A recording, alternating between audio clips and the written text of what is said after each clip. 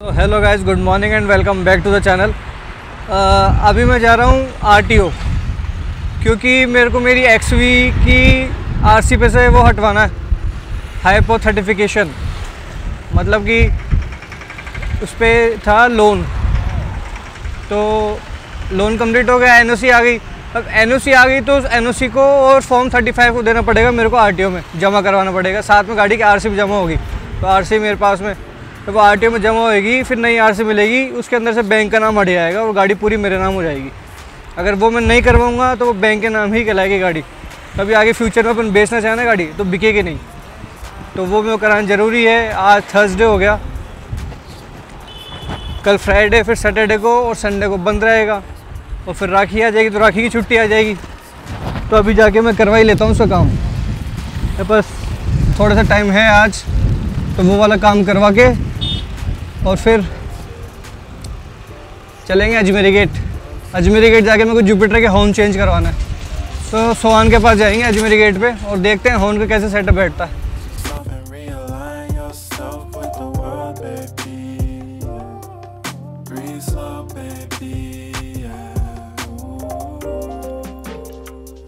ये देखो, ये तोड़ दिया इन्होंने, इधर साइड से बनना चालू हो गया, ये पूरा कॉरिडोर टूट जाएगा।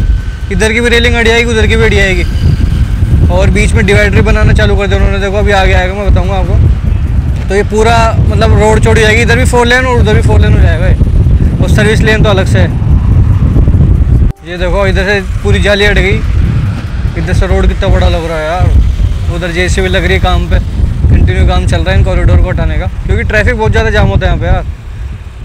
ये बनाया था खाली बस वगैरह के लिए, एम्बुलेंस के लिए, लेकिन कोई मतलब ही नहीं है, नॉर्मल पब्लिक भी चलती है इसमें। अभी तो कोई डिवाइडर हटा रहा है इधर से, ये डिवाइडर हट के पूरा एक डिवाइडर बनेगा उधर तक, बीच में डिवाइडर। ये बोरी लग रही है ना, सीमेंट से बनाया इन्होंने पूरा, वहाँ तक हो जाएगी ये रोड। ये बीच में से ये वाला डिवाइडर हट जाएगा छोटा वाला, और ये वहाँ तक पूरी रोड हो जाएगी, बड़ी सारी रोड हो जाएगी। एक टाइम था जब हम स्कूल कॉलेज से फ्री होकर सीधे WTB आते थे, और अब तो सालों ही हो गए आए WTB। बहुत कम टाइम मिलता WTB आए मेरे को। लास्ट टाइम ध्यान भी नहीं है मैं कब आया था WTB, इस रोड पे कब आया था ध्यान ही नहीं है मेरे को, क्योंकि टाइम नहीं मिलता अब तो यार। लेकिन बाहर से देखो तो शानदार लगता है यार, मस्त लग रहा, फुल ब्लू। एक तो ये RC बनवाई थी मैंने, और ये हाइपोथेटिकेशन हटाना इसका गाड़ी का, तो ये हटाएंगे भाई हमारे। तो ये तो बताओ कितने रुपये लोगे तुम? देख रहे ना, लूट मत लेना मेरे को, हैं? नहीं लूटो?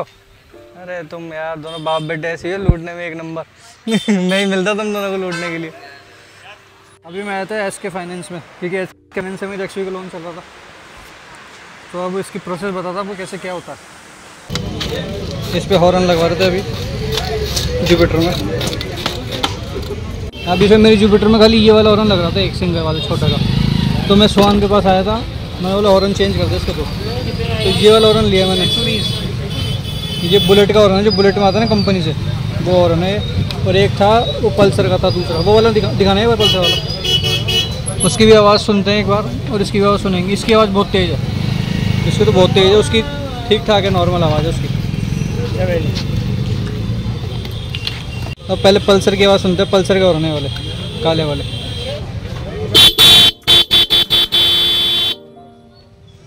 इसमें भी कान बज गए यार, इसके दोनों लगाना, दोनों लगा के सुना है। अब इसकी आवाज़ सुनना, इसकी और भी तेज़ है। ये कंपनी से आते हैं बुलेट के, ये वाले बुलेट से आते हैं कंपनी से, वैसे टाइप के हैं। बुलेट क्लासिक में आते थे किसी ज़माने में, इसी टाइप का।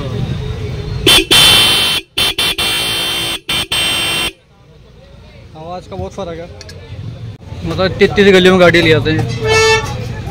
अब हॉर्न पे हॉर्न देते रहेंगे, यहाँ से तो फिर भी निकल जाएगी, लेकिन आगे जाकर टक जाएगी। हैं? 1 तारीख से क्या हो जाएगा? ये इनका रोड पे जो खड़े हैं सब साफ हो जाएंगे। कम बज रहे हैं लेकिन यार, अरे ना अड़ने की सुन रहा हूँ यार, अड़ नहीं रहा। ये तो ढाई बता रहे हैं। अब देखो तेज आई ना, कवर से कम आई आवाज़। तो कवर से तो आएगी आएगी। देखो इसकी प्रॉपर आवाज़ सुनो।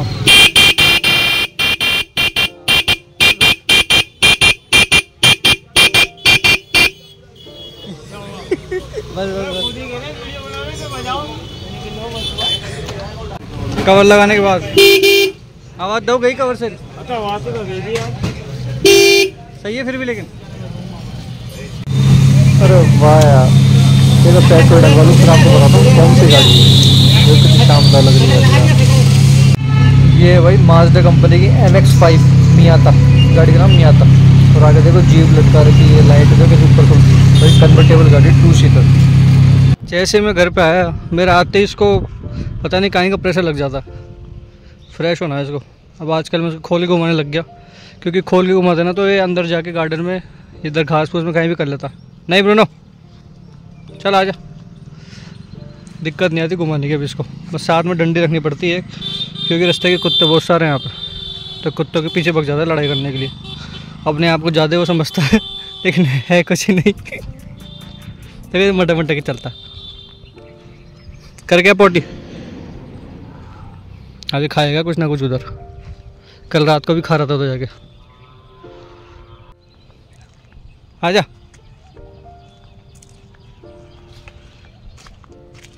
चू चू। चलो नहीं आगे नहीं रुनो। आगे उधर क्या कुत्ते बैठ रहे थे 2-3, एरिया है उनका अलग से। इस चक्कर में आगे नहीं भेजता मैं, फालतू लड़ाई करे क्या मतलब। देखो इसको देखो, मेरा शर्ट पहने घूम रही है। ईशा गिर जाएगा बेटा, आ जाओ लाओ दे दो।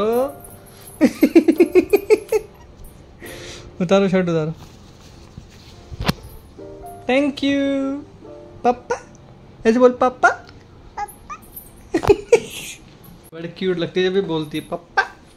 तो भाई मैं आपको बताता हूँ हाइपोथेकेशन क्या होता है, क्यों कराना पड़ता है, कैसे कराना पड़ता है, कब कराना पड़ता है। एक्चुअली क्या होता है कि जब अपन नई गाड़ी खरीदते हैं ना, चाहे नई गाड़ी खरीदो चाहे सेकेंड हैंड खरीदो, जब भी अपन गाड़ी खरीदते हैं 4 व्हीलर 2 व्हीलर टैक्सी कोई सी भी गाड़ी खरीदते हैं, तो 99% लोग फाइनेंस पे खरीदते हैं।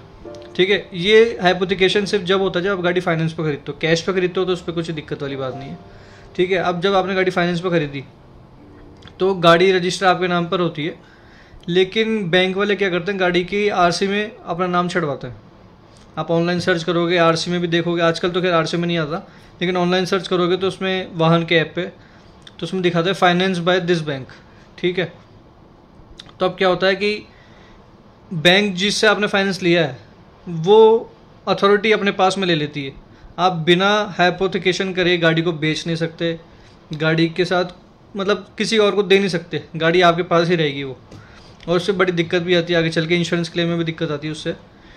तो इसका मतलब सीधा सीधा मतलब ये है कि आपका लोन चल रहा है गाड़ी पे, जैसे मान लो 24 महीने की आपने किस्तें कराई, 2 साल की किस्तें कराई, अब वो किस्तें ख़त्म हो गई तो बैंक आपको एनओसी देगी। एनओसी का मतलब होता है नो ऑब्जेक्शन सर्टिफिकेट। उसमें बैंक ये मेंशन करके देगी कि ये गाड़ी इस आदमी के नाम रजिस्टर्ड थी, गाड़ी नंबर ये है, इंजन नंबर ये है, हमसे इनका फाइनेंस चल रहा था हमारी कंपनी से, अब इनका फाइनेंस ख़त्म हो चुका है, इसके ऊपर कोई भी ड्यूज़ नहीं है बकाया गाड़ी पे, गाड़ी फाइनेंस फ्री है। तो अब ये चाहें तो गाड़ी अपने नाम ट्रांसफ़र करवा सकते हैं। तो बैंक आपको एनओसी देगा, फिर उस एनओसी को आपको आरटीओ में जमा करानी पड़ेगी। आरटीओ में जमा कराने के बाद आपकी जो गाड़ी की आरसी आपके पास है अभी भी जिसमें बैंक का नाम है, वो आरसी भी आरटीओ में जमा करानी पड़ेगी आपको। और फिर आरटीओ आपको दूसरी आरसी देगा निकाल के, जिसके अंदर बैंक का नाम हट जाएगा और गाड़ी सिर्फ आपके नाम पे हो जाएगी।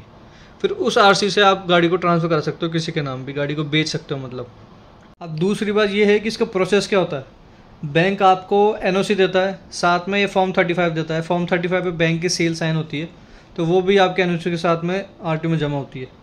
साथ के साथ में बैंक एक मेल करता है आपके आरटीओ में, जैसे आप जयपुर के हो तो जयपुर का जो आरटीओ होगा उस आरटीओ में मेल करेगा बैंक एनओसी के रिलेटेड कि हमारा ऐसे ऐसे था लोन, वो क्लियर हो चुका है तो इनको गाड़ी ट्रांसफ़र करा दी जाए। क्योंकि क्या एनओसी भी फेक बन जाती है, फॉर्म 35 भी फेक हो सकता है, लेकिन जब बैंक मेल करती है तो वो ओरिजिनल माना जाता है आजकल। पहले ये ज़रूरी नहीं था, पहले आपके पास खाली एनओसी है, उस एनओसी के बेसिस पे आपका हाइपोथेकेशन हो जाता था। लेकिन अब ये ज़रूरी हो गया, अभी 3-4 दिन से हुआ है कि बैंक का मेल ज़रूरी है। आप इसमें किसी एजेंट को पैसे नहीं दे सकते, कुछ भी नहीं कर सकते, मेल आना ज़रूरी है। पहले तो क्या होता था कि एजेंट लोग होते थे तो बीच में थोड़ा सा कुछ सेटिंगबाजी करके करवा देते थे, लेकिन अब मेल आना ज़रूरी है। मेल होगा, चाहे आपके पास NOC हो, फॉर्म 35 हो, उससे फ़र्क नहीं पड़ेगा, मेल आएगा ना। जब तक मेल नहीं आएगा RTO के पास में, तब तक काम नहीं होगा। तो इसलिए मैं आज वापस गया था SK फाइनेंस के ऑफिस में, क्योंकि SK फाइनेंस से मेरी गाड़ी लोन पे थी। तो उन्होंने हैंड टू हैंड मेल कर दिया था, NOC मेरे पास में थी ऑलरेडी। इसमें NOC की वैलिडिटी होती है, 120 दिन तक NOC वैलिड रहती है आपकी।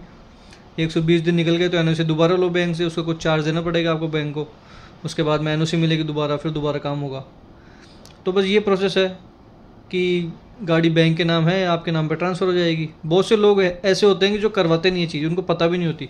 गाड़ी लोन पे ली उन्होंने, लोन ख़त्म हुआ बस फ्री, उनको पता ही नहीं कि NOC भी लेनी होती है। और अगर NOC ले भी ली तो ये हाइपोथिकेशन भी हटाना पड़ता है, और ये सबसे इंपॉर्टेंट चीज़ है हाइपोथिकेशन हटाना। क्योंकि जब तक आपकी गाड़ी पे बैंक का नाम छड़ा हुआ है RC पे, तब तक वो गाड़ी बैंक की ही कहलाएगी।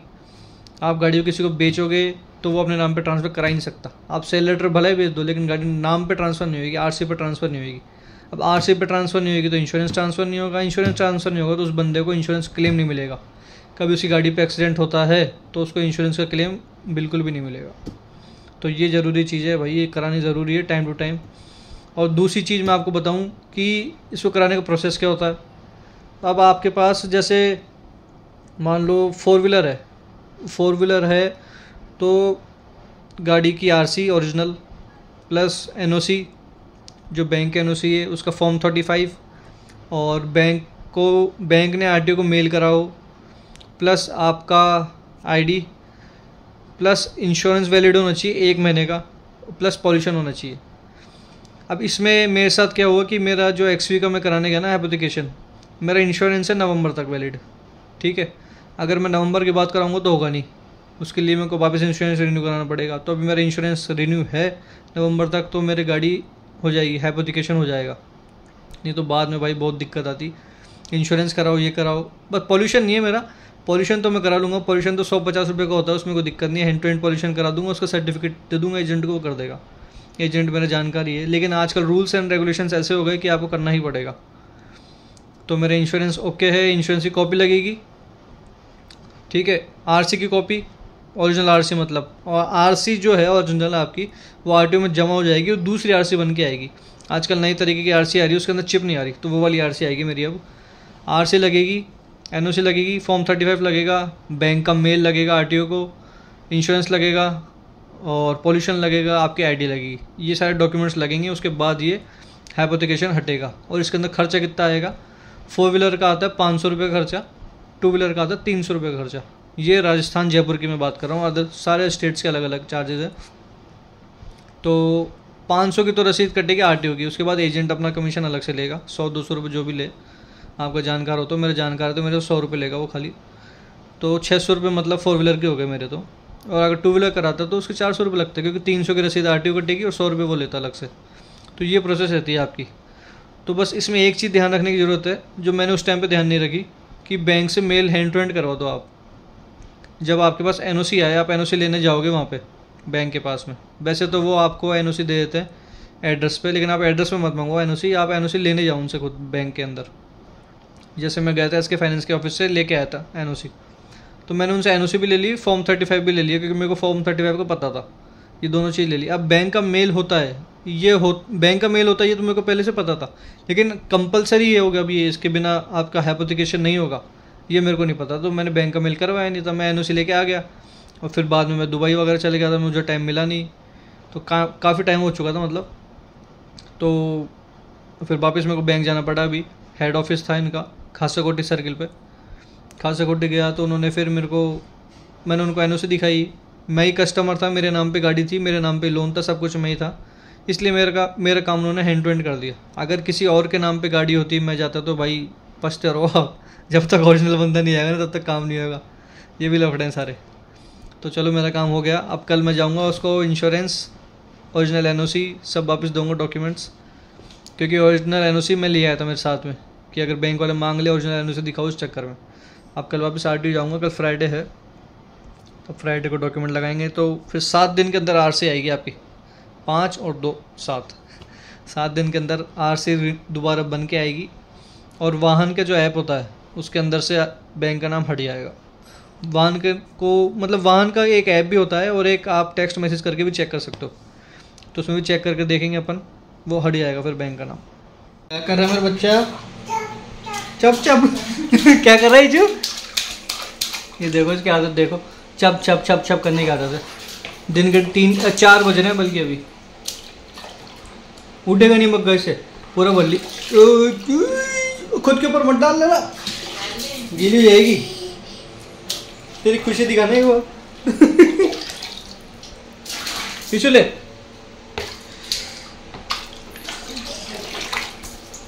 ठंड लगी